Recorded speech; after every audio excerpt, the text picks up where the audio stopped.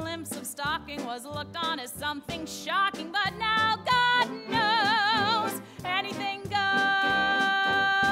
The Tony Award-winning cast of Anything Goes will be hitting the stage less than 2 hours from now here at the Stephen Sondheim Theater. And while it may look pretty quiet here outside, it's an entirely different story backstage.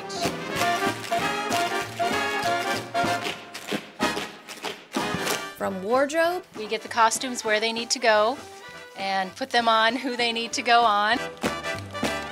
To wigs. I am styling Laura Osnes' wig. She plays Hope Harcourt.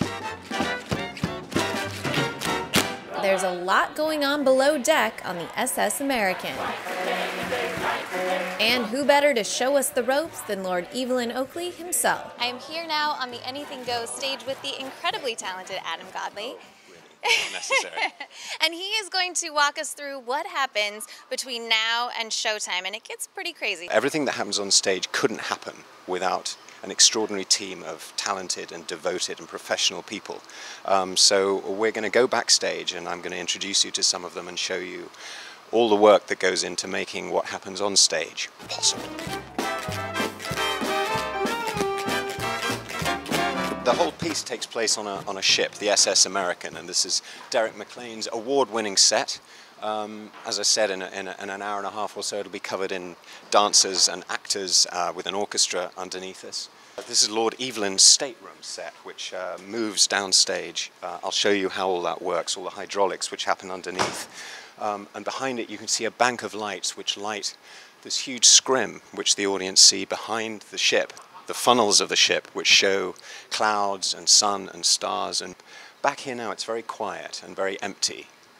But during the show it's an absolute seething hive of activity with people rushing around and bumping into each other and people getting changed. And it gets to be even tighter quarters down by the dressing rooms. Two of our cast members in that corridor that we were coming through literally ran into each other as they were getting ready to go on and do one of the big numbers in the show, split each other's head open. And we're not able to do it. So can you tell us what happened? Oh, yeah, it was sort of crazy. Nobody really knew what had happened, and all of a sudden we saw one guy runs past me saying, "I'm bleeding." And so I run down here, and the other offstage cover, Justin Greer, was busy getting ready, and so we both frantically got into costume as the number was beginning. So a number that starts with 6 men on stage started with 4. And about halfway through, Justin made it on, and then I made it on to finish the number. Having lightning-quick reflexes is also a must for the technical crew, especially when it comes to mixing the sound. You just have to go word by word in the script and make sure that you get every single word out to the audience heard. And it's all about timing between the different actors, because you only use one mic at a time. So when one actor says hello, and another actor says hi, it's just 1, 2. So it's all about timing. But when I got to Satan's door, I heard you blowing on your horn once more. So I said, Satan, farewell. And timing is everything when you're moving sets, props, and people on and off stage. See all this winding gear? This is the stateroom set that I showed you earlier that moves down onto the stage. That all happens here, all these cables and wires. And we just kind of take it all for granted. And of course the audience just, they're just seeing the set moving about, sliding around, sets moving down, curtains going up. Never really thinking about all of this, so it's kind of interesting to see it. Something else you'll only see backstage, all the little personal touches that make the theater feel like home for the cast and crew. Here you can see all the shows that are on Broadway, and everybody in those shows has signed a note sending us good wishes. Dan, who's one of our fantastic crew, is also a poet.